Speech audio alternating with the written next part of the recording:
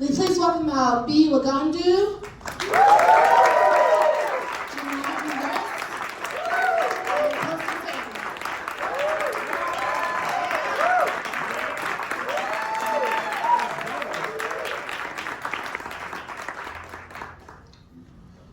What an honor, first of all. Thank you all so much for doing this with us last minute and with so much grace. And it's just, Brown Girls Talk Mafia is just so proud of you, honestly, and so excited to be part of this moment that you're having in your life and your career.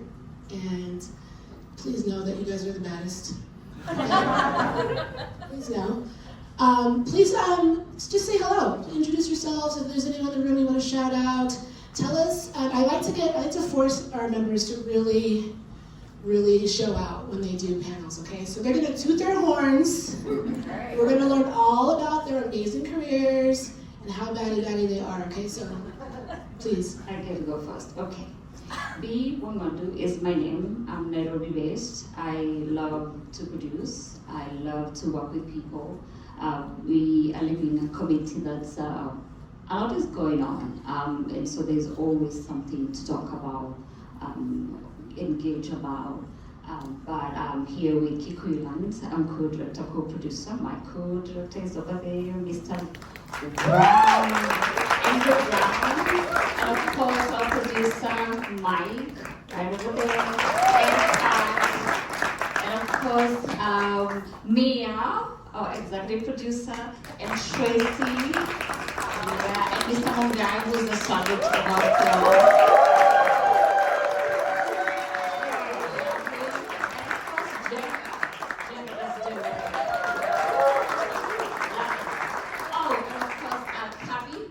Created the sound of Kikuyu-land, right? We have the best team, you guys. And very, very happy to be here. Thank you for inviting me. I'm excited. I hope you get to see this film, our film, and hopefully think about yourself and where you come from and where you live and see what to do with that, if at all. Yeah, thank you.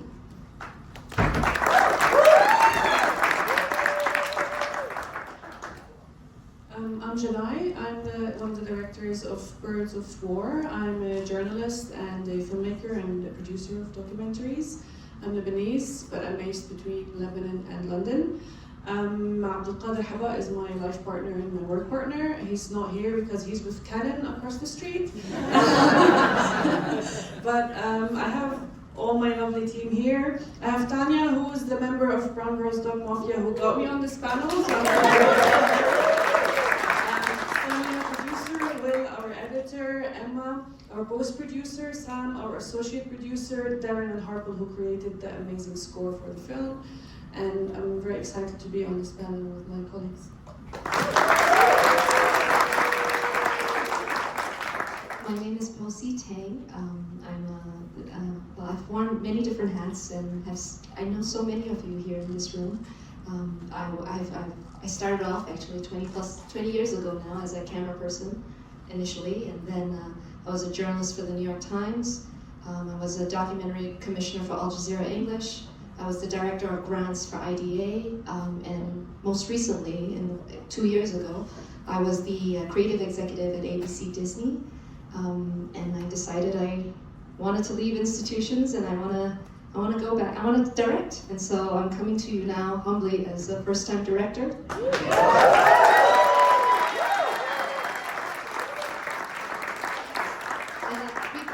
I just want to say, like, Iabo and what BGDM you've done for me all, with every stage of my career. I remember you telling me, I see you, girl. Don't worry, we got you, okay? And take care of yourself. That's always what you've always said to me. And BGDM has always been that big warm hug that I so badly needed at every stage in my career. So thank you, Iabo. And I would be remiss if I didn't mention some very, very special people in the room. My dear producer, my heart, Reem Haddad, would you please rise, Reem? Reem Haddad and I, we were documentary commissioners at Al Jazeera English, and when I wanted to make this film, I was like, Reem, come and, you know, Reem takes care of my heart, as you can imagine, making this film. And then I have Isye over there who's like filming. Please rise. I'm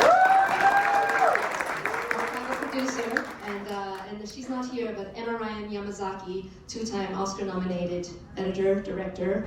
And one more thing I would say, it was through BGDM that I met this very, very important person who really elevated our film. And her name is Suad Bushnak. And I met her 7-8 years ago. It was my first BGDM meeting in Hot Dogs, my first film festival. And she scored and elevated our film. And the last special person I really want to introduce you is the participant in the film who you saw, Dr. Feroz Sidwa. Would you please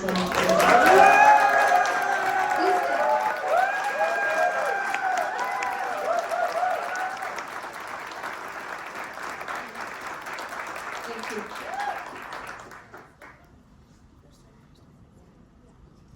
All three first features. All three first-time features. The premise of this conversation is going to be based off of still images, single frames from each of their films that we're going to go through on the screen here, and use the idea of like one frame, the old film school adage, like one frame should be able to tell the whole story kind of thing, right? So let's test that theory and play with it, and talk about like what are we seeing in the screen, a little bit about production, a little bit like how you did it, what are we seeing, what's not in the frame. Like we're just going to explore a little bit of the camera work, characters, etc. Okay, so and there is going to be time for Q&A by the way at the end, so feel free to get your questions going in your mind. Okay, I have a clicker. Let's see. Okay, we're going to start with Kikuyu Land. All right, this image. Can you? Everyone just soak it in for a second.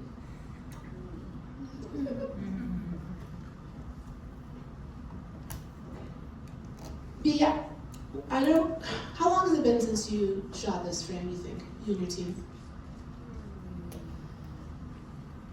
2 years. About 2 years. So when you see that by itself, like what comes to you? What do you think about immediately? Fear. I'm afraid of this guy. That's what I feel. Especially now that I see who he was.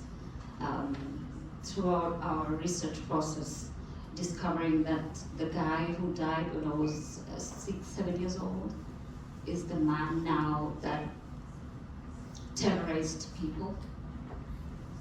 That creates fear. Yeah, it's a sense of he's still my mom's dad, but that is overridden by the idea that some people lost their lives, lost their land, lost their identity because of my grandfather. So give folks who haven't, has anyone seen the film yet? Okay. So give the folks who haven't seen it a little context about what this picture is of, because I think the trailer, we didn't get to it, right? Yeah. So this is my grandfather as a chief, central province of Kenya, where he was a chief, a colonial chief, and where he ruled by the gang, literally. And this, by the way, as I'm talking, I discovered through our research working on this film. To me, he was just the tallest man in the world. When I was a kid, that's what I remember, tallest man in the world, sweet, he lifted me up, he swung me around.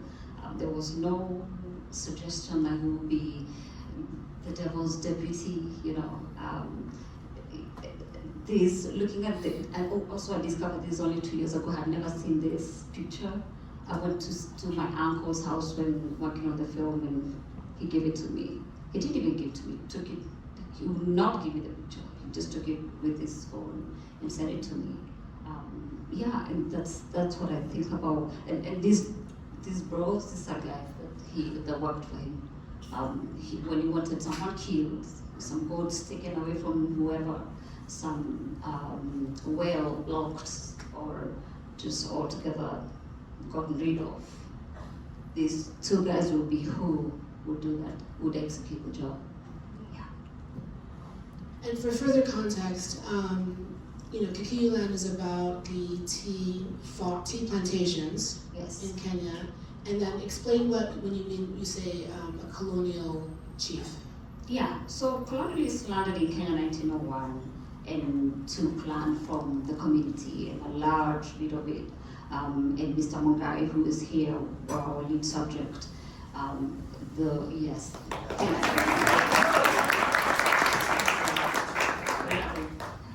His family helps us. We work with his ancestors' land to be able to tell this story.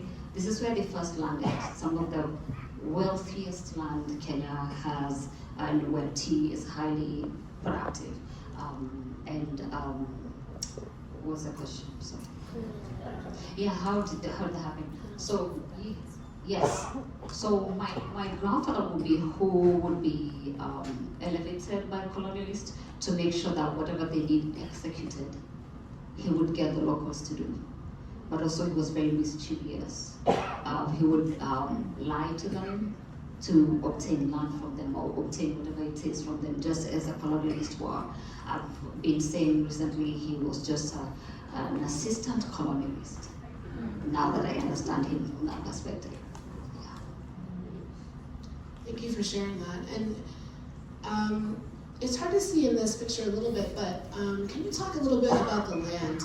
There's something about in the film.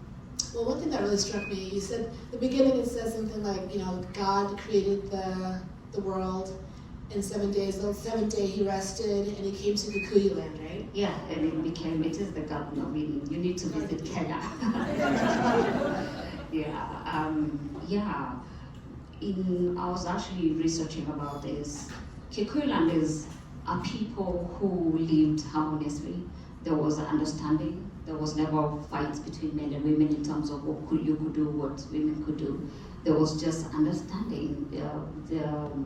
Now I learned that, for example, my ancestors would be taking care of, the women took care of the land, the men went hunting, and as things changed, the men went to school, and then girls stayed at home, and then everybody started going to school, and life was smooth. Like my mom had a great life. But she also didn't get the education we are getting. That's it. I think of it as, I see the evolution that has happened over time. But Kikuyu land, as we know it from, as I now know, was a very harmonious place, a peaceful place, and very wealthy in terms of agriculture, which is why the colonialists found it quite lush and let's pitch tent here. And it was a thing of you come over, I'm visiting, colonialists will be visiting, and naturally we are very hospitable people. Put you at a tent at the end of the corner of the land, then next thing you know, you want the whole piece of land. And that's how colonialists managed to take tracts of land from Kikuyus. Yeah. And you're saying there's some part in the film where they say the land is fertile, but it's cursed. It's cursed, yeah. And it's gorgeous. I mean, the film is gorgeous to begin with, but the place is absolutely. Yeah, because What does it smell like there?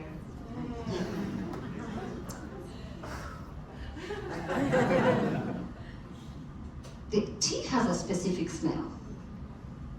And it smells, when I grew up, I grew up also with the tea plantations because my grandfather had loads of that, obviously.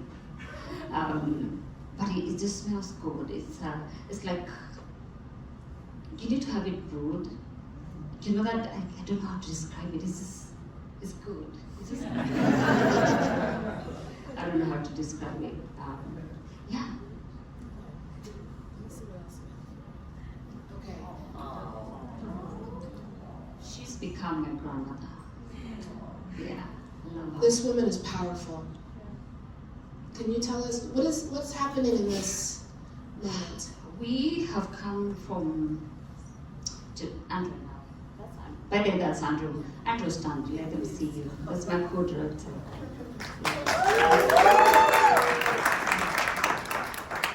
And we just come from interviewing her. Jesus told us the story of how she's worked for this tea plantation for the last 58 years, and where the managers raped her over time. She has 3 children out of that, on top of what she had before she came to work with this tea plantation. She talks about being disfranchised. She talks about meeting quotas or not meeting quotas, and what would happen if they don't meet quotas. I'm sitting with a woman who's telling me, I'm only speaking to you because now I own a little piece of land and they don't have, I'm not employed by them anymore, so they don't own me. Otherwise, all those that are in the tea plantations don't have land, don't have anywhere to go to, cannot speak to you the way I am. She just told me that her back hurts because she worked for so many years in this tea plantation, and now she can no longer stand straight. She's literally bent all the way over. She has to use a stick to stand up, to stand her body all the way up. You can imagine, and she lives alone. Her children are not at home. Every time I go to visit her, it's like her child has come to visit her. Her children do visit her, but I see that reaction. I see her need for community. She lives by herself. Her only source of income currently is that she owns a tank that has water, and she sells by the gallon. She's very lonely. She's very sad. She loves company. She loves to talk. I cannot visit her if I have to go somewhere and sit down and listen. Yeah, so she's beautiful. I love her. What's her name? Shusho Jacinta. Shusho is grandmother. Yeah, Shusho Jacinta.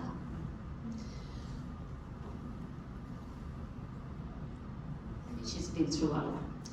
When you were interviewing her in the scene, I felt like I'm sure she was feeling so much, like recounting all this to you. And I felt almost like there's something she said something like, is that enough? Or did you get it, your story or something? There's a bit of hostility there. Can you talk us through that moment? So finally someone has just asked her to narrate her experience. She's wondering, did you understand? Are you all in with what I'm saying? Do you understand the things I'm telling you? Obviously she knows it's very difficult for me to relate with what she's been through.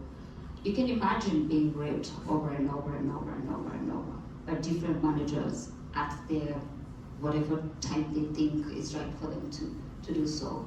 And you can't say no, because she says she couldn't say no because she had nothing else to do. There were no jobs. She has kids to raise. So I felt like she was wondering if I am hearing her.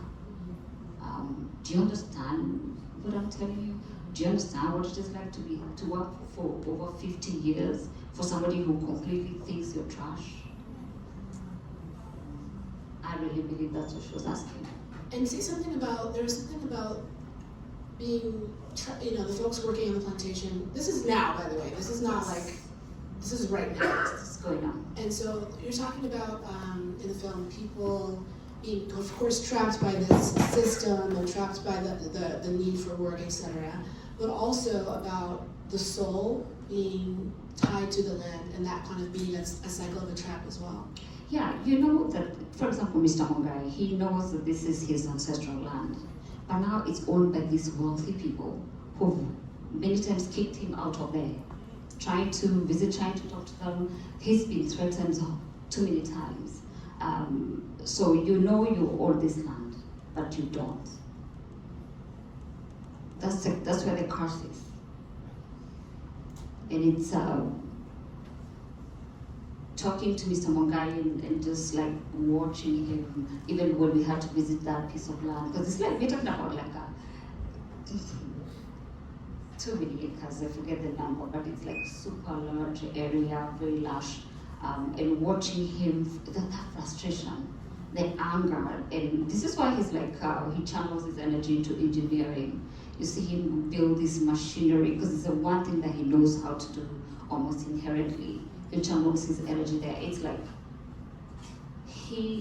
I feel like the fact that you have no access to land that actually belongs to you, and there's no way of regaining, as it is right now, the National Lands Commission of Kenya, the president threatens them, and majority of them have quit. So everybody that he's been working with the last 10 years is no longer going to be there, and they're going to bring a whole bunch of new people who then have to study what he's worked on the last 10 years. It's like almost saying you're never going to get your land back. So that land is cursed. Yeah. Thank you for sharing. I think I don't have another one. Okay. Let's talk about Birds of War. Thank you, Janai. You ready to jump in? Okay. Everyone look at this picture.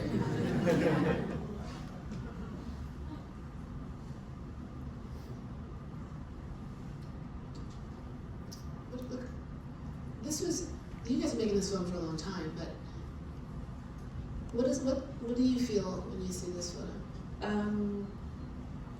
So this,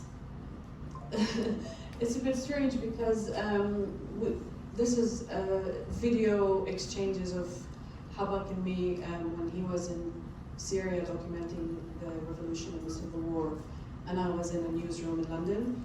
And this is still in the film from 2 video exchanges. This shows 2 people starting to have feelings for each other. I don't know if you can tell from the eyes. It's a bit cringy, I'm sorry.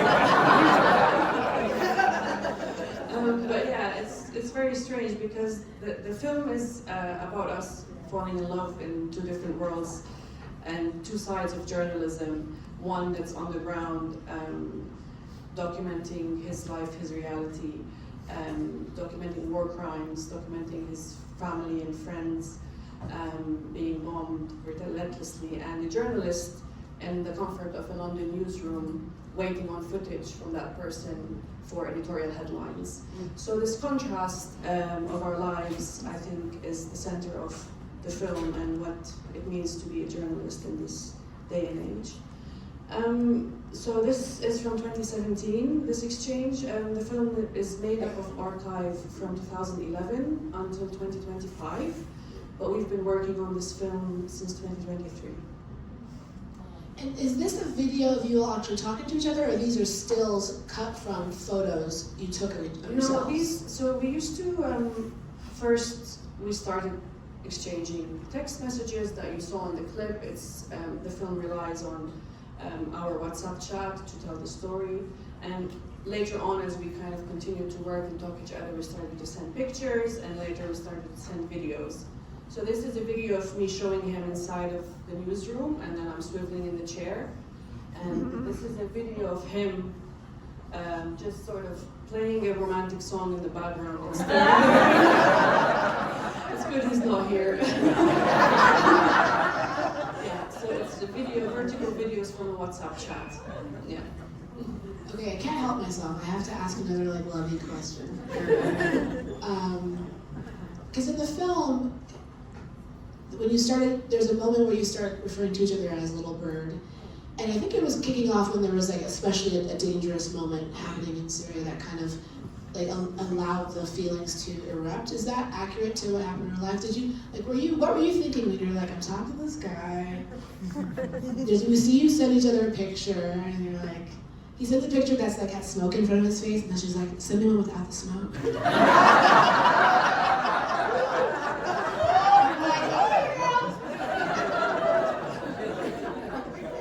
How soon were you like, oh wait, this is something else? To be honest, it wasn't. I wouldn't admit that I fell in love with him until we actually met, because it was like I don't know. I think it was a harmless thing. It was flirting. He was in Syria and under siege in Aleppo, and I'm in London, and it was always not meant to happen. But so how it started is I was very disenchanted with journalism at one point, because I could see how headlines changed quickly and how people became numbers. And we have this saying in the newsroom, if it bleeds, it leads. So if 10 people died, sorry to say that's one place, but 50 died in another place, then, oh yeah, that's more important. We have to cover the 50 because the 10 are not important. And Syria slowly started to be forgotten in the news, which we still see happening in Ukraine, we see in Afghanistan, we see in Gaza. Headlines are changing often, and people become numbers and become meaningless, and they're in the newsroom, headlines change.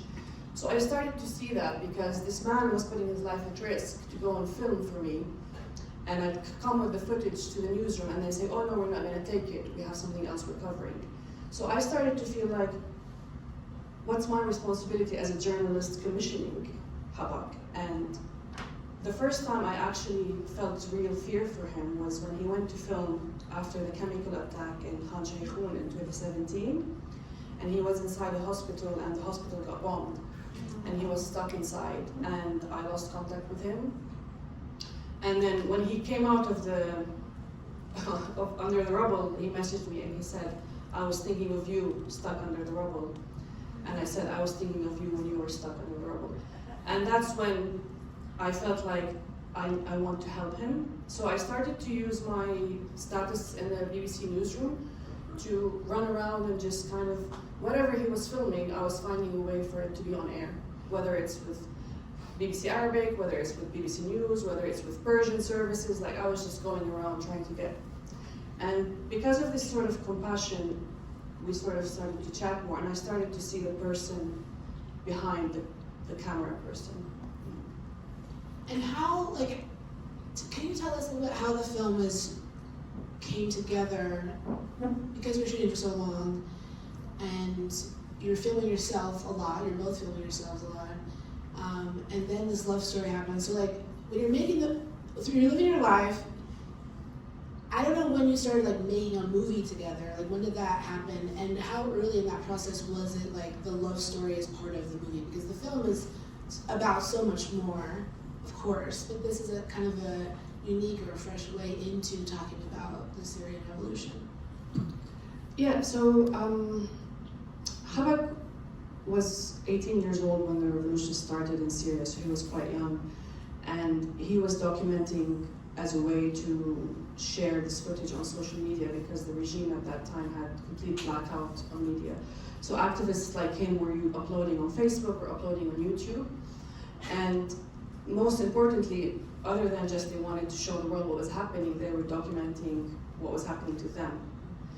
And for him, filming is resistance, and he films everything that's happening around him. He doesn't think like, oh, this frame or that frame. The camera just rolls and he does what he needs to do while the camera's rolling. I studied journalism. I had cameras all my life. I had the privilege of, going to university and, going to London and learning things, but the camera's always been part of my life. So I filmed in Lebanon from a young age, so that was my archive. When the revolution started in Lebanon in 2019, I was in the streets with the people, and that's when I really started to document more and more what's happening in Lebanon. And so Habak and I started a production company together in London, and we worked on several films together. We worked on a short film with Reem, who's a producer on American Doctor, which is very nice to see her here too. And we have another feature documentary that we're developing, and this film started as something I wanted to do about Lebanon, about what I was filming, and because Habak is my partner, he was going to be part of it, so we brought our archive together, and then I got an amazing team behind me that helped me really find what the story is, and the best way to tell the bigger story was through our own love story.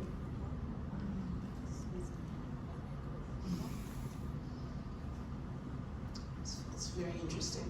It's fascinating. Thank you. It's like, when does it start? Like, we have so many stories. That's the thing about storytellers. We have so many stories, and like being able to go back and pull things forward and utilize your skill set and your passion and put it into a shape. And like, thank God for editors, right? And thank God for producers. Okay, I think we'll see what we have next here. Okay, this is great because I wanted to talk about the newsroom, because the newsroom features heavily in the film.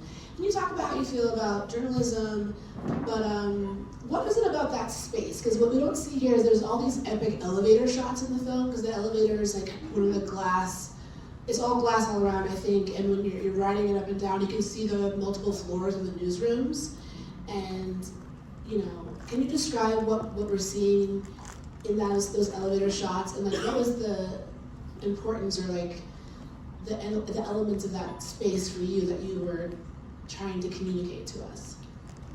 It's confinement, really. So you can see here, I'm on my desk. It's the gallery where we broadcast live on air, and you can see glass behind me. In front of me are like, 100 screens, all different channels, Reuters and agencies, and the live studio and all of that. And more than the glass of the confinement, I think it's the lanyard that makes me feel also a bit more confined. It's the lanyard that has BBC on it, and I'm carrying it around in the newsroom as well, and going up and down the elevator. I mean, to be honest, I don't know why I was filming. At that time, I really don't know why I was filming in the newsroom and why I was going up and down the lift and filming. I remember it during COVID. Some of it is filmed during COVID because the newsrooms were empty. So I have a lot of shots of empty desks because there was no one in there, but I was a key worker, so I had to go in. So a lot of it was just meant to show that the newsrooms are empty. But yeah, I think by the end of the film, when I leave the BBC, you see me walking out of the door, and that was the first time I feel freedom. And this is what the newsroom represents, is confinement of my voice, of my identity, of stories that I want to tell. Yeah, that exit is also a great shot. I was like, yeah, good shot. That was smart. Okay, I think, let me see what we have. We might go forward so we have more time. I'm going to keep going if that's okay, just so we have more time. Of course. Okay, thanks, Joanna. All right, let's talk. Yes. You said this was going to be fun. I know. Well, let's see what we can do. Let's see what we can do. Okay. There's our doctors. Let's just everyone just look at this image for a second.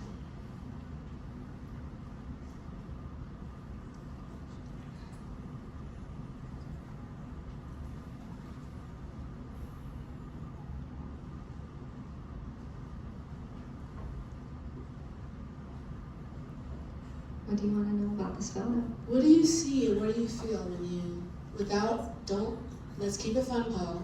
If you can. All right. But what comes to you? I heard you, when man. you see this? Well, I see Palestinian healthcare workers, doctors. This young man is very young, so maybe he's a fellow, or he could be a doctor.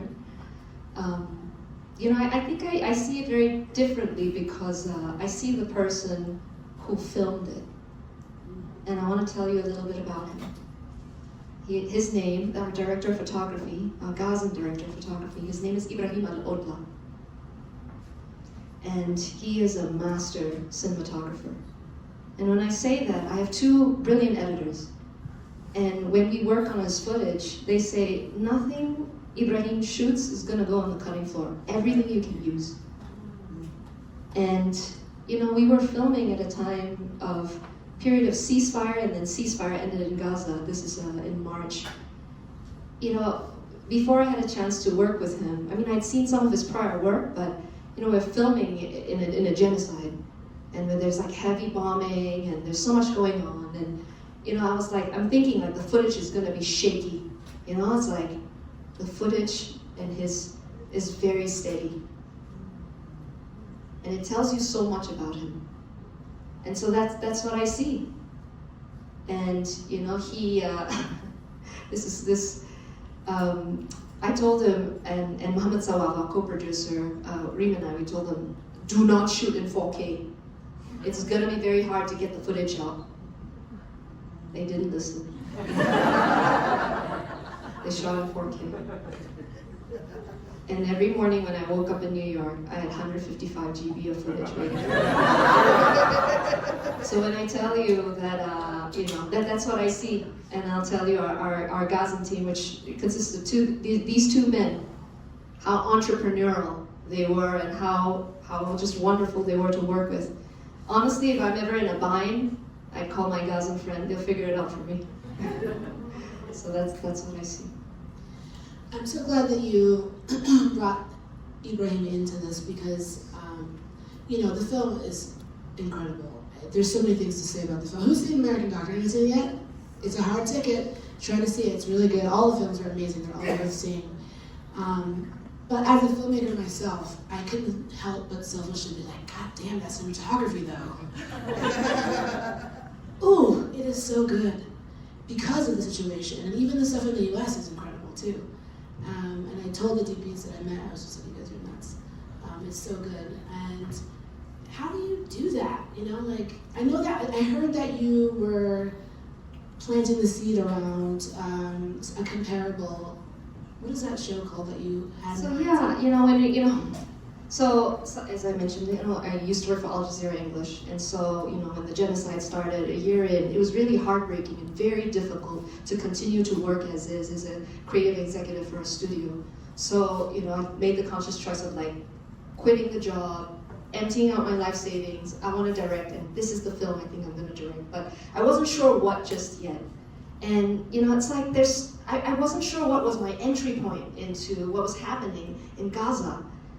And then I was like watching at that time, I love The Pit. And I love Dr. Roby. And and I thought about all the medical dramas, that I've loved. Like I love Grey's Anatomy as well. House MD, ER, for The Pit, and Scrubs, right? And so maybe I should have just called this film Scrubs. But seriously, in thinking of like, why were these medical dramas, medical comedies so popular? And every year, there would be 2 or 3. And so it dawned on me like this could be the way into Gaza. And so that's how I thought about it. And then I found 3 doctors who couldn't be more different. A Palestinian doctor, a Jewish doctor, and a Zoroastrian doctor, which many people are learning about Zoroastrianism in the Parsi community. Feroz is laughing. It's like everybody's tripping up when they're saying Zoroastrian because they've never heard of it before. But and this sort of became sort of the entry point, into the film. So what is it, like, what are the notes that you're giving to your DPs about The Pit or how to approach shooting the medical elements? Like, what are they looking for? In Gaza, we didn't really give very much. We just, I think, and Reem, of course, Reem Haddad was the one who was, working with me to work with the Gazan, because I cannot speak Arabic. So, it was a lot of like, okay, this is an important scene. These are the important scenes that we need.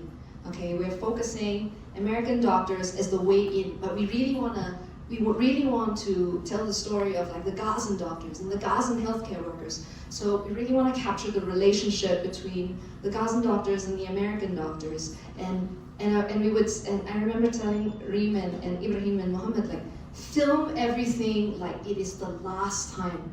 Like, we don't know what's going to happen. In the hospital that they were in, Nasser Medical Complex, had already been attacked before and had healthcare workers taken and abducted, and tortured by the Israeli military. So everything we were doing, like, keep a record of it. And at the same time, also bearing in mind, like, our team in Gaza, they were living through it. So that was the difficult part. We were filming, there was a time when we were filming and I remember, like, Mohammed Sawaf, he had texted me, he said, I know there are people who stand with us outside of Gaza, outside of Palestine, but I don't know what to say. I have a few kilos of flour left. And yesterday, my cousin was killed near the place where my children had played. And Mohammed Sawaf, a co-producer, the Israeli military targeted and killed 47 members of his family.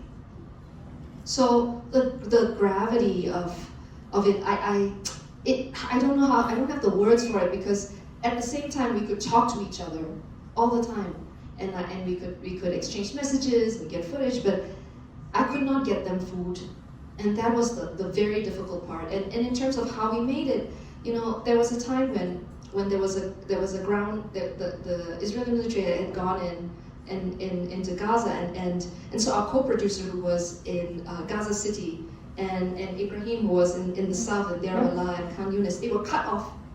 And I was like, oh my God, how are we going to film this now? Because Ibrahim also doesn't speak English. So I guess we have to go in blind. So we would text, we would message, And when looking at the footage, one of the days I saw the footage. I saw you, Feroz. You were reading the text. Yeah. What does Poe want us to do today? Oh, okay, let's go do this. What does Poe want us to do next? Let's go do this. So that was how we made American Doctor. It's really impressive. And I want to I love that you were, you're so thoughtful about engaging with the other folks who could be in those rooms besides the American doctors. Because I'm just seeing this woman, the top of her head here, you know? And it's beautiful to film, like they all have their own lower thirds. We get to see their names, we know who they are, and I don't, forgive me, the doctor's name, the Jewish doctor, at one point, he's holding the camera, I think, or his own phone, and he's filming his team, he's introducing them, and he's just saying, like, this is the best anesthesiologist on the planet, you know, and just shouting them out, you know, and it's so vital. I don't, and don't take this badly, Feroz, but you were just merely a conduit for us to go into Gaza, you know. It just, you know, because it's like, we wanted to bring Gaza home. How is it like, as American taxpayers, our money that's supposed to go into healthcare, that's supposed to go into education, how is that being used? And I'm talking about billions and billions being used to buy arms, to let Israeli military buy arms, and then drop 2,000-pound bombs on children and shred them. How is this possible? And why aren't people thinking about it? And so, hence us like, okay, if people don't want to see it, they don't believe in it, or whatever you know, maybe it's just not in their frame of mind and they're not, maybe through the lens of American doctors. We do believe we do believe doctors, right? We do believe doctors don't lie. We do believe that you're not supposed to kill doctors, right? Let that be the way into Gaza, and let's bring it home to America.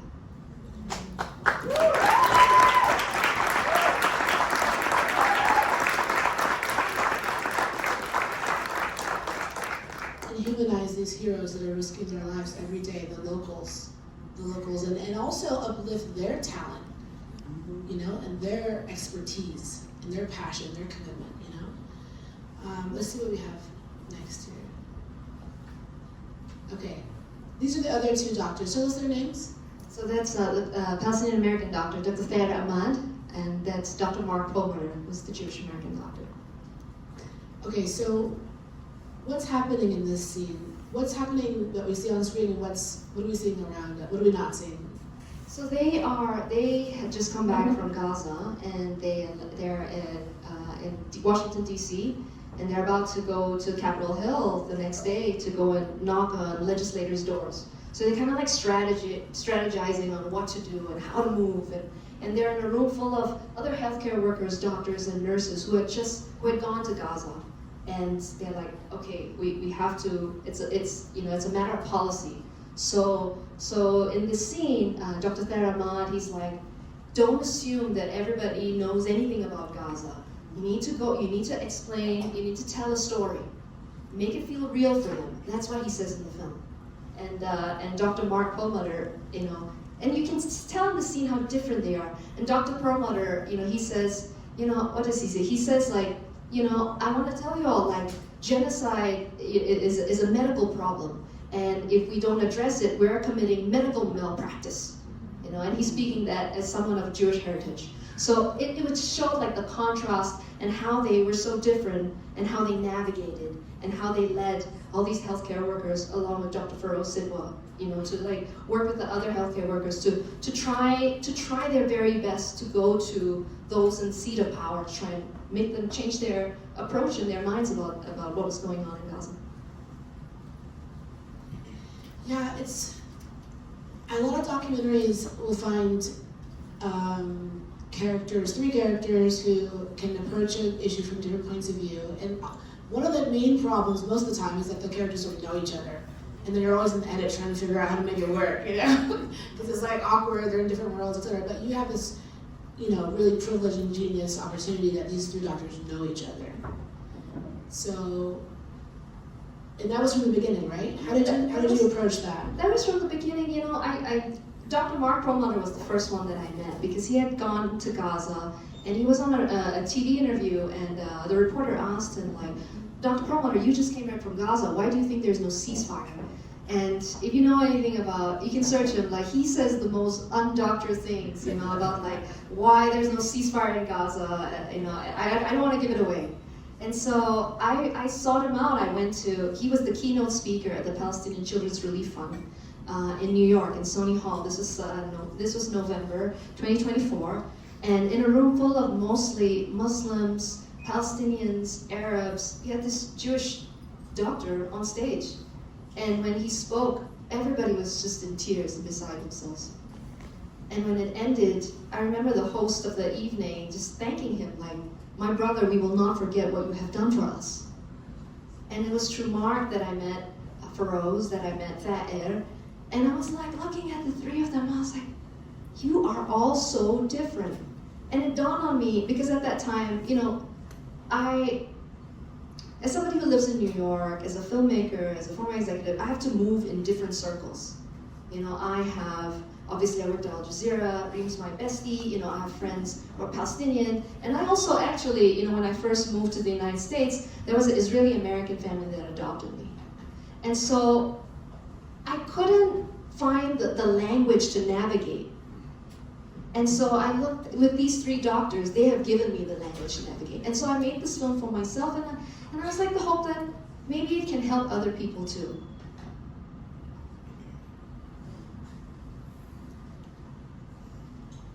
You know, it's actually something I want to share with you, and I actually only share with Ed. I don't think I've shared with anybody here. There's this person who was very dear to me. He's from the Israeli-American family who like took me in when I was a reporter at the Miami Herald. And his name is Priel. And you know, we were very close. We actually had the same birthday. We were born on the same day. So we used to joke like we are siblings. We are very close siblings, but we have different parents, you know. And years after, when I went to work at Al Jazeera, he stopped talking to me, and it was kind of strange. I mean, it was tense. It was tense, you know. But we still, you know, the relationship wasn't the same anymore. And he went to med school, and he became an MD PhD, UC Irvine. And when he moved to a few years later, I mean, we were still kept in touch, but it wasn't that close anymore. And when he got married a few years ago, I was kind of sad that he didn't invite me to his wedding. I'm very close to his entire family. And then one day, this is a few years ago, his father, Enrique, who I'm very close with, called me and said, "Priel needs your help. He's in Thailand, he fell down rock climbing. Can you help?" I said, I'm from Malaysia, and I'm so far away. And he died during his honeymoon. And so I often think, like, I don't know why I never talked to him, or we never engaged. And so part of me is like, you know, I made this film for him, for me. So, yeah. I actually never said that to anybody except Ben. I'm so sorry.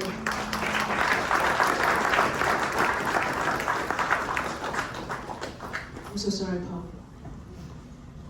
And we won't spend a lot of time on the next image, but I think we should. So,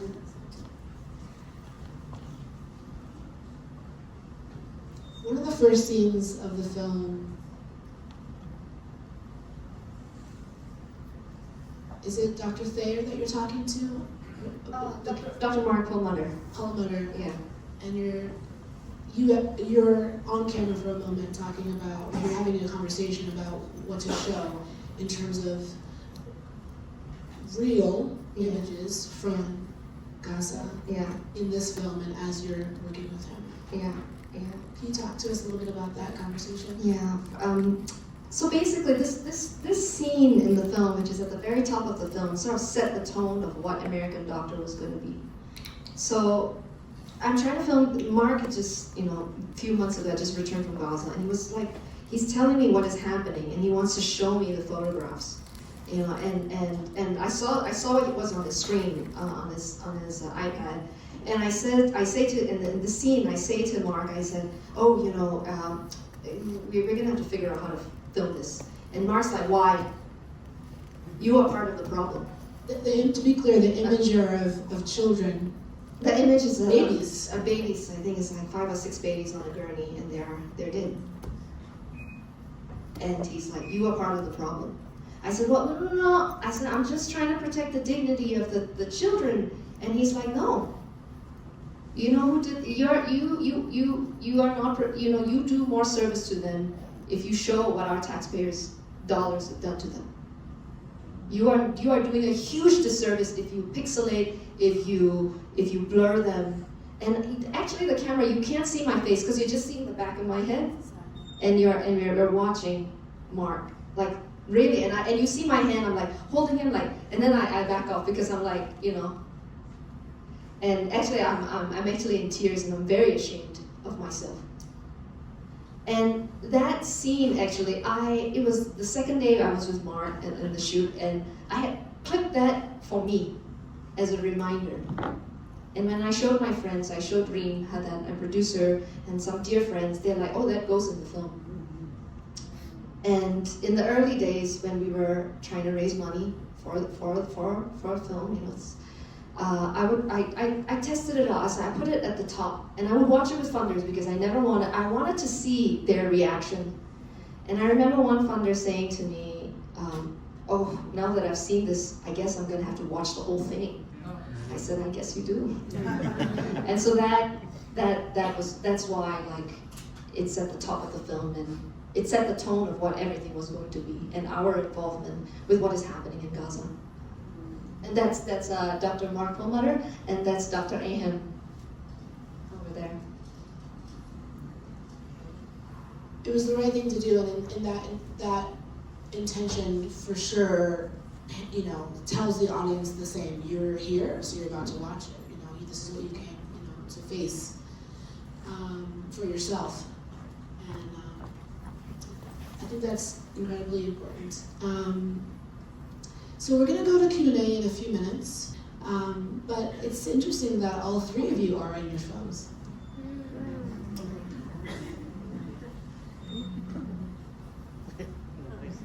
I'm actually very uncomfortable with being in the film. I didn't want it at all. Many filmmakers make different kinds of films, but I don't want that. But I guess in this case it felt all right. It felt like it was, Mark was talking to the audience, so, but other than that, I wouldn't be. But there's also a moment, I think it's important, because again, it's not just the doctors that are taking us there, it's you as a voice as the filmmaker that's taking us there too, and you're helping us translate what we're seeing. And there's a moment, I think, it is when Perlmutter comes back as well, and you're with him, I think, in the airport, and we don't really see you, but we hear your voice, and you're kind of comforting him, you know? That emotion, that organic moment between the 2 of you is part of what we're experiencing as the audience, and it's important for his, you know, his experience as a human being and also his experience as a character in a film. But you're also so powerful on screen. You should do it more. I don't think you should be scared of it. You're all journalists. This is normal. But can you all, the 2 of you, say more about like putting yourself in the film and? Yeah, in 1,000 years that was never supposed to happen. I'm behind the scenes for everything, for all the time. It took a long time for Andrew to convince me, because he said, the film is so layered, there's so much going on. I live on the other side of the world, there's so many cultural things that are happening the whole time that, and I had my own story. Which would have told, well, that's not true. Andrew conveyed, he said, no, it was never going to work without me being informed.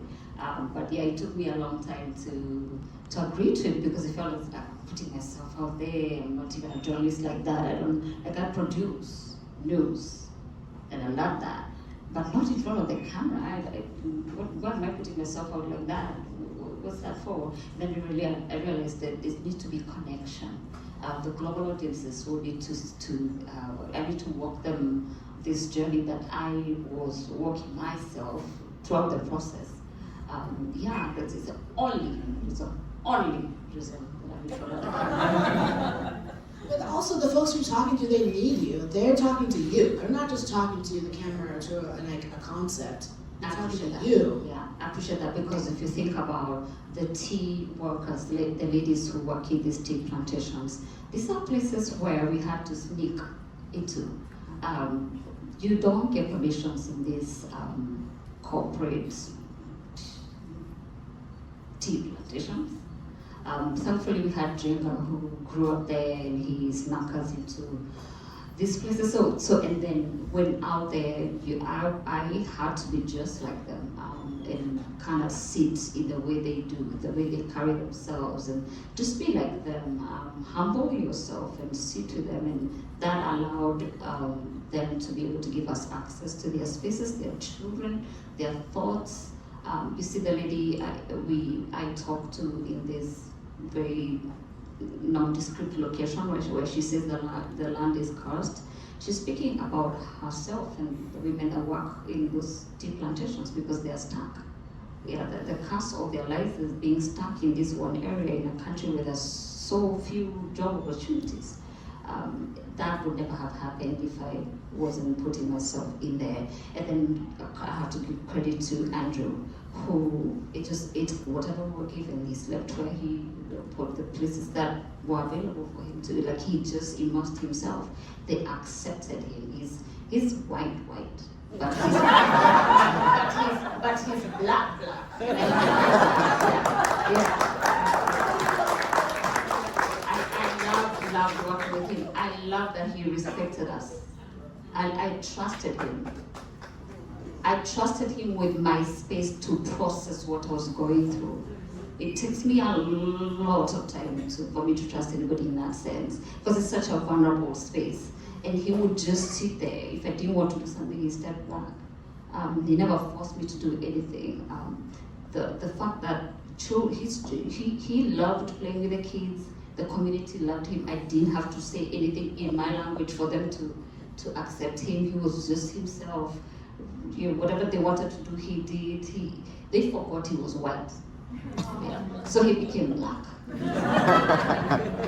And that really helped the filming process a whole lot, because we could go anywhere now. They're happy for us to be anywhere, eat with them, whatever it is we wanted to do. He was there with the camera, and he has a way, and I know he doesn't like when I say this, but he has a way of just disappearing even though he's right there with the camera.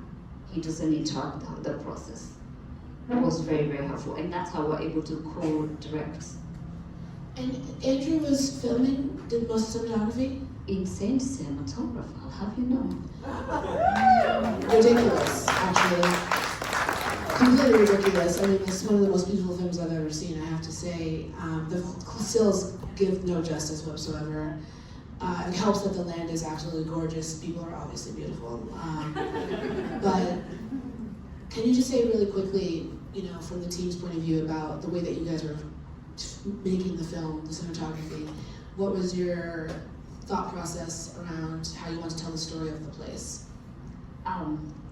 We talked a lot with Andrew about what the land represents, what it represented to me, helped him see how I saw Mr. Mungai, for example, and the ladies that work on the tea plantations, and his understanding was, and please correct me if I'm wrong, he is very perceptive, he's well read. By the time we were meeting, he'd read this writer called Ngugi wa Thiong'o, who talks a lot about our culture. He passed on a couple of years ago, but amazing. To be who is Kikuyu, reading his books, I stand as a student.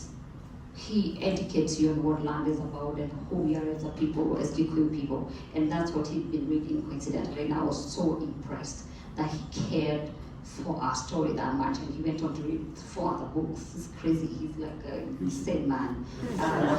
He absorbs quickly. He'll be reading a book in 2 days. Like, didn't you just buy that book?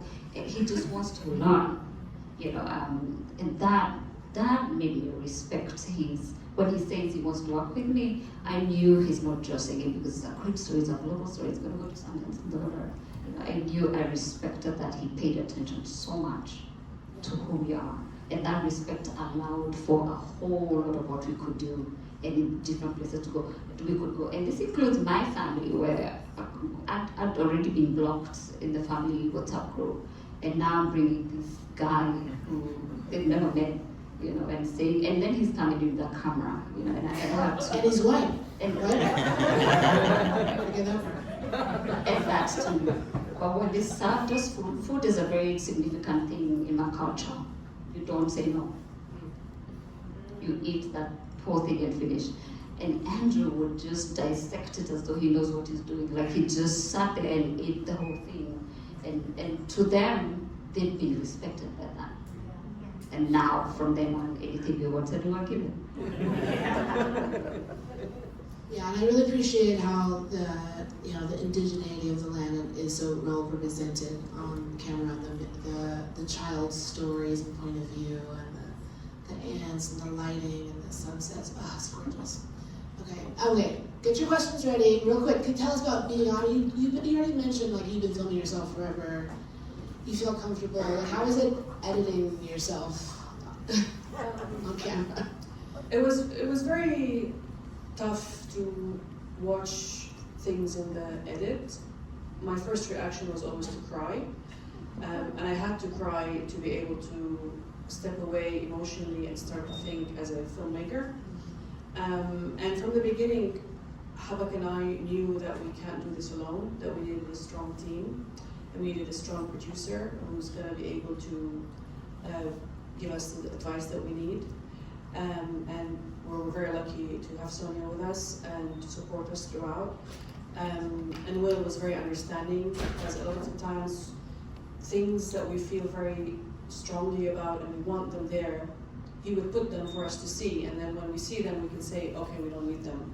But there was not a time where we felt like anything is not important in our personal life from our team, and we were able to see it edited and then make the decision that if we need it or not. A lot of the things, I mean, it is our personal story, but not all our life is in there, and that's good. We still have a lot of private things that we're not sharing with the world, because it's very difficult. I mean, and now being in Sundance and people coming up, oh, we love your film, and it's your life. It's at the moment I find it a bit difficult to, because when you're making the film you're excited, but now it's out in the world and it's being scrutinized and it's being judged and it's being looked at and it's being, you know, put on different pedestals and competitions, and you're still your life. So I think it's emotionally tough, and we've had and Habak and I have our own sort of therapist that we talk with, and we also have Rebecca Day, who's from Film in Mind, and she offers psychotherapeutic support for filmmakers. And from the beginning, we were involved in kind of protecting ourselves and protecting our team through this process. So it's emotional, and but we're in Sundance, so that's great.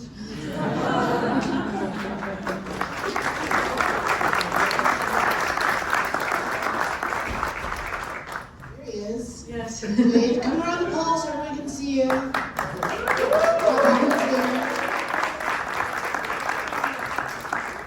Just say real quick a bit more about the folks who were filming with Habak and others on the ground, because we're talking a lot about the relationship and the tech, the video stuff, but between the two of you. But there's a lot of first-person citizen journalism imagery in the film as well. Approaches, thought processes. How did you guys go in thinking about that? Sorry, I didn't understand what you mean. Like, was a lot of the footage that you got for that stuff that Habak didn't shoot? Yes. I assume there was Yes. some. Yeah. Was it mostly finding archive afterwards, or did you have folks on the ground like Poet's team did, capturing things? No, we didn't. So the archive that's from Aleppo, or where Habak is in shot, is mostly his friends who are activists like him, who they'd go and film together. So they'd film each other all the time. And we had to kind of, they're credited with us as additional cameras. So the timeline from 2011 to 2017 in Syria is Habak's footage and his friends filming him and other things. And Lebanon revolution and my life is up until 2023. And we have part of the film that the ending part of the film was filmed for this film. So when there was the war in Lebanon and Israel was attacking in 2024, and then the fall of the Assad regime straight after that, and what came afterwards was filmed for the purposes of this film. And Will, our editor, drove 8 hours from Edinburgh to London to film Habak in one day, and it was insane, but it was kind of like we had him with us filming as well. We trusted Will so much, we still do, and he was part of our life filming the present moment that we call it in the film, which is the end. Yeah, I was curious about every time there's a shot with you holding a camera, I was like, who's filming him and how is that coordinated? So props to your buddies, you know, and I'm like, what is the other movie that you all were making during this time? There's gotta be other incredible films from all that archival, so you should be thinking about that. Okay, so you guys, really amazing questions. Let's hear it. You know, we got one right here, go for it.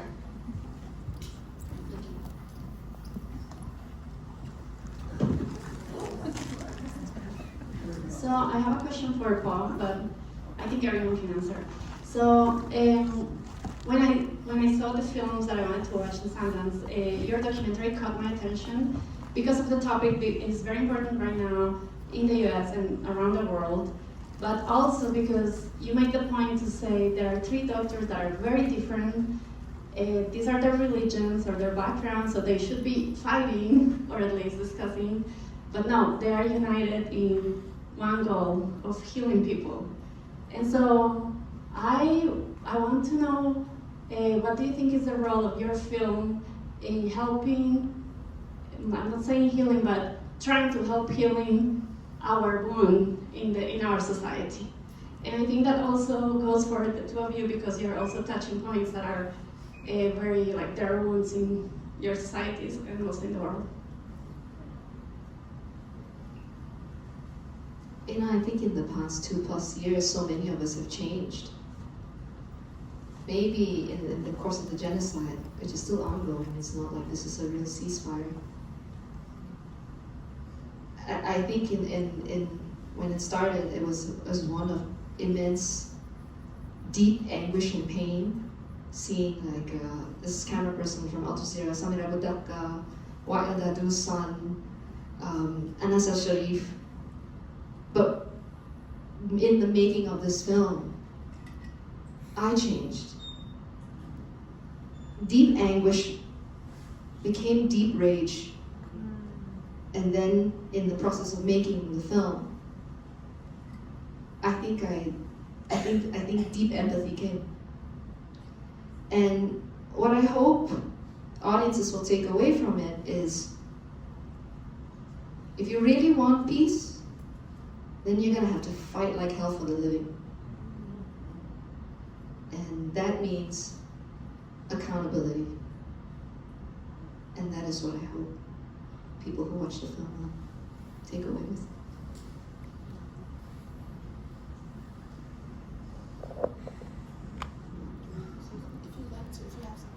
Yeah, I mean, I haven't seen American Doctor, but I really want to see it, and I'm very proud of you. I just met you, but it sounds amazing. And honestly, thank you so much for making this film. Yeah, and I feel that this is also something that our film touches on, is about how when you're different, the world kind of sets up to show that, oh no, you shouldn't be together, you shouldn't be talking, you shouldn't be falling in love. But we're trying to show that there is another way, through understanding, through love, through compassion, through conversations, that we can unite and know that what politics is trying to do to us, to separate us, love can unite us. And I think even though, you know, we put labels like Zoroastrian or something, we're all humans, we all want to love and be loved, and we all have empathy. And I think it's hard to have this keep driving us when we have the politics around us. So we just have to keep loving each other, I think. Yeah, for me, different versions. So one is the Western community was told that we are savages. And with this film, we wanted to talk about who we are and what we're about and how we live and how we are fighting for ourselves in our small capacity. So my thing is, do what you can do. Take that part, the part you know how to do it well, and that by itself is activism. And it's good it's good for you and for other people, younger people looking up to you, people inspired by you. Let them see you do that thing that you do well. What she talks about accountability to really love is, don't stop complaining and doing nothing about what it is. And I think this is the challenge I put myself from this film. Like I keep talking about what my grandfather was, I never did anything about it until this opportunity came, but I had to want to do it. I think that's what I think it is. And then of course, like, really like what she said again, for me, I changed also. I came from an arrogant point of view to really humble, because I realized I'm smack in the middle of the problem. I come from a family that worked like who I thought was the devil. What colonialists took land from Mr. Mongai, but he is my family. But in doing exactly what they did, just put me in a place of humility and empathy. It also puts you in this privileged position to tell the truth, right? Yes, that's what they said to me a couple of days ago, and I really love it. And it's powerful. Thank you. It's important. Okay, question, go ahead. It's going great. Thank you. Actually, it's a follow-up with Bea, what you just said about your grandfather. So I'm originally from Peru, and in Peru, these things happen quite a bit too, and in many colonies, as you said. I think sometimes people think that, in the colonialism, it's the white people that hurt, the local people, but there was many cases that there were alliances, with the local people, and at the end, and this is happening right now, for example, in the Amazon, there's some companies that are going and making, alliances with local people and sometimes local governments to sell parts of the land, So, and many indigenous communities are being hurt, and of course we're all being hurt, by, for example, destroying the Amazon, which is, as you said, happening right now. So, I think mostly comment I wanted to say there's so much more complexity on, what colonialism meant and is, around the world, Latin America and Africa. And it's not as black and white, and for example, like myself, I'm a mixed Peruvian, indigenous, Chinese, so, we have, all of this story sometimes in our own bodies. Yeah, I really love that. And I think this has been coming up a whole lot. And where I come from, you don't talk about these things. You bury it. You don't want to look bad. My family, in the film, you see them, they completely don't want me to go there. Even in the end, this is something they are distancing themselves from, even though the facts are the facts. So it's a shame, but I hope we can all be introspective.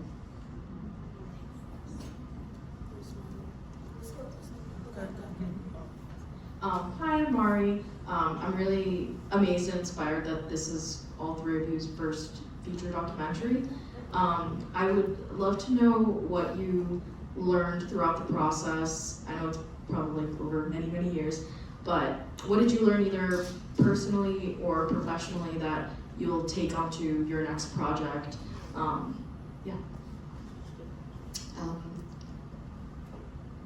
Build your team.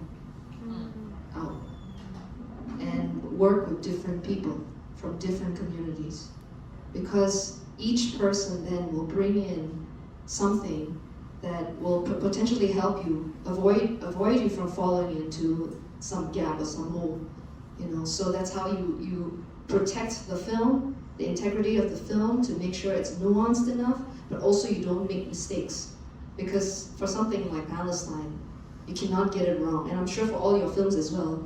Like you were mentioning how you collaborated, and Andrew was such a wonderful collaborator. The different perspectives, they matter. And when you look around this room, look at how different we are. Work with each other, carry each other. The whole filmmaking process is so, so difficult. It's so daunting.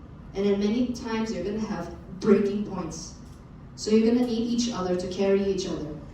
And if each of you cover, different life experiences, backgrounds, regional, political, just this whole swath, then it's good for your project, it's good for the story, and you will be protected as you go forward.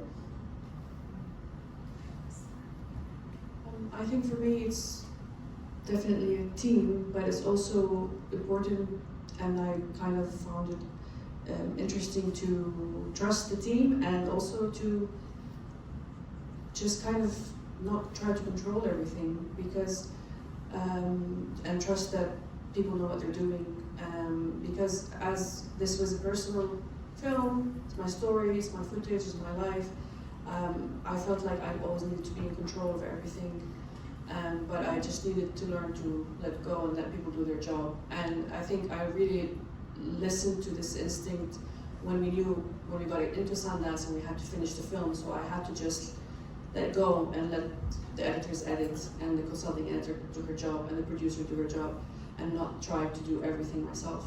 I think that's really important. For me, push through the fear.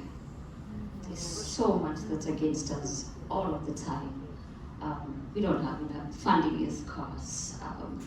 It's risky developing stories like this in my country. As it is, we already have legal systems in place to just try and protect ourselves. Going back home, not knowing what's going to happen when we finally show this film to Kenyans. But what do I do with myself with what I have? It's scary, but I've got to push through that fear and get these stories out.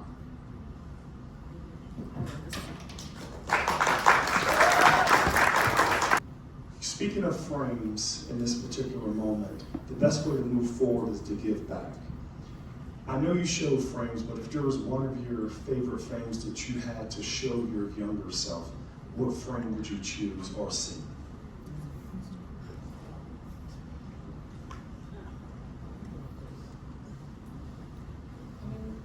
From the film, you mean, or in general? From the film, from your particular film, what's that favorite scene? I think my favorite scene is the moment where I left the BBC and just out of the house.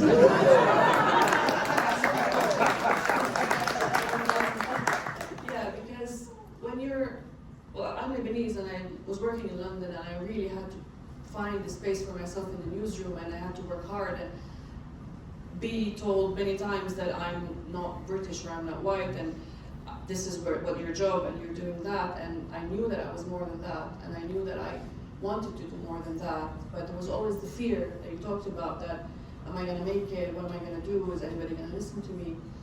And that moment out of the door with this smirk on my face gives me so much power.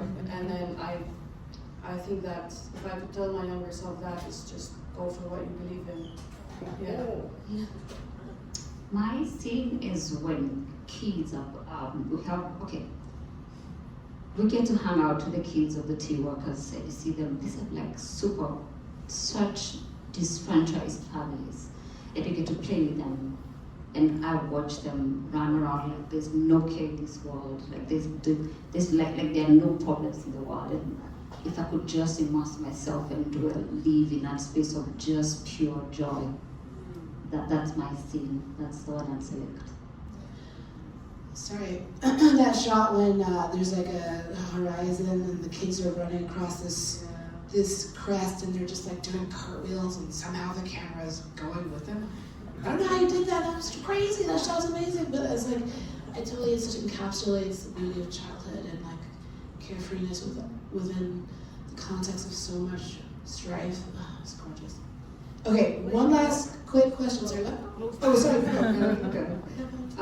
I guess for me that would be that first scene with Dr. Mark Promener when he's very upset at me and telling me off, and I'll keep that for myself, and it will stand as a reminder that when you're feeling deep discomfort as a filmmaker, you need to run towards it, because that's where you're going to find yourself and you're going to grow from it.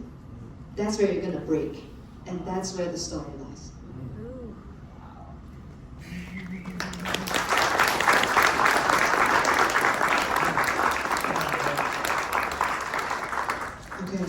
You're the last one, and then we're gonna hang out. There's coffee, and you get to meet these beautiful folks. And by the way, if anyone wants to take a picture in front of our step and repeat back there in the corner, please do, and tag Brown Girls Mafia. And if there are any, raise your hand if you're a Brown Girls Mafia member in the room. Raise it high, raise it high, raise it high. We're gonna do a group photo in the back after this too, okay? So stick around for a group photo.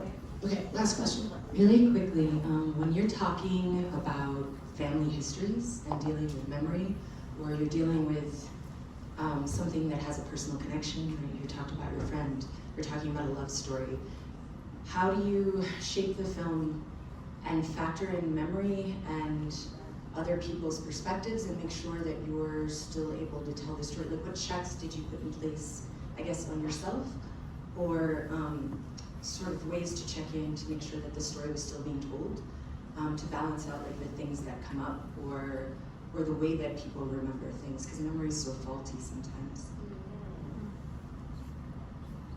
In my case, I was very privileged to have Andrew, who is a prolific filmmaker. And he had a different angle from mine, and he allowed me the process for me to walk through my journey of discovery as we investigated this story. So that way I was able to have room to think about who the story is just all about my grandfather and who I'm discovering that he is right now. What Mr. Mungai had found for evidence in terms of all, he collected about 8 years of evidence, and going through that and matching that with what's currently going on in Kenya. It's not even what was happening, it's what's currently going on. So that allowed me room to think, to feel myself, to be present in the moments. That's where I answer that question. And it's a good one, thank you. Yeah, I think it's the same. It's the team that you kind of ask the questions and tells you, you know, what sometimes maybe you're very attached to in memory-wise, and you feel deeply about what doesn't serve the story or the narrative, and refocusing what is the main question this film is asking, and going back to that same point, what is this film? And if something doesn't fit the narrative of this film, then you have to find a way to, like I said earlier, just to stand down and not try to control everything, because when it's your memory and it's your lived experience, it's very emotional, you're very attached to certain experiences, but the team is what helps you to kind of decide what you want and what serves this narrative. And like she was saying, you know, there might be other stories that you can do with this other footage that you have, but does it serve this particular film or not? In terms of memory, for me, all the doctors, they shot their own footage. Some we used, some we didn't use. Dr. Mark Perlmutter, he shot a lot of images of children that would come in after bombs were being dropped or they were being targeted by Apache helicopters, and it's not, a lot of it's not in the film, you know, like, and he sent it to me, and I felt like he was processing, and so he would send it to me, he would send a lot to me, and then he would have me describe it to him. I think to him, you know,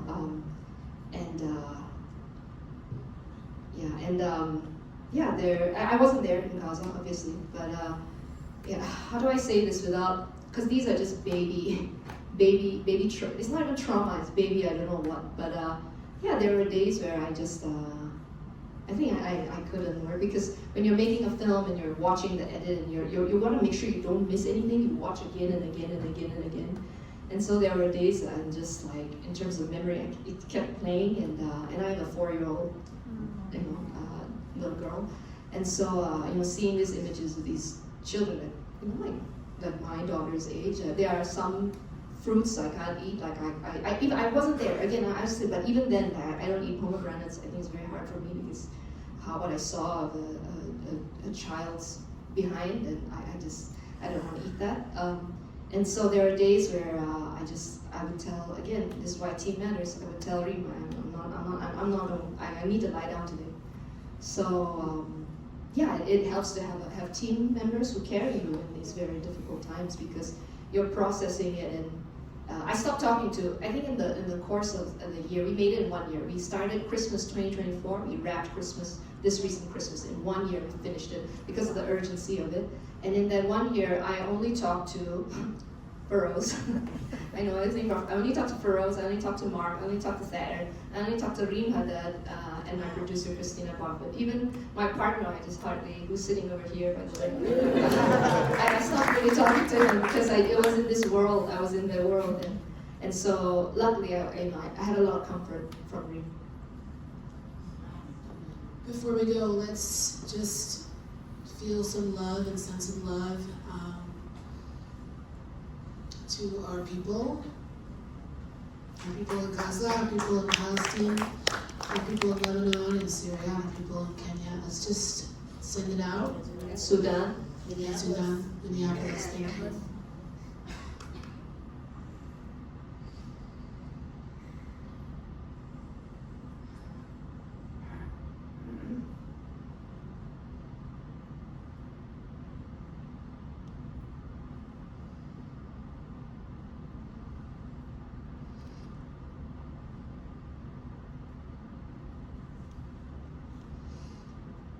We're so grateful for you guys for being here with us today, and thank you for telling your stories. Thank you to the people on camera for trusting these amazing people. Thank you. And yeah, love you guys. Thank you so much for being here.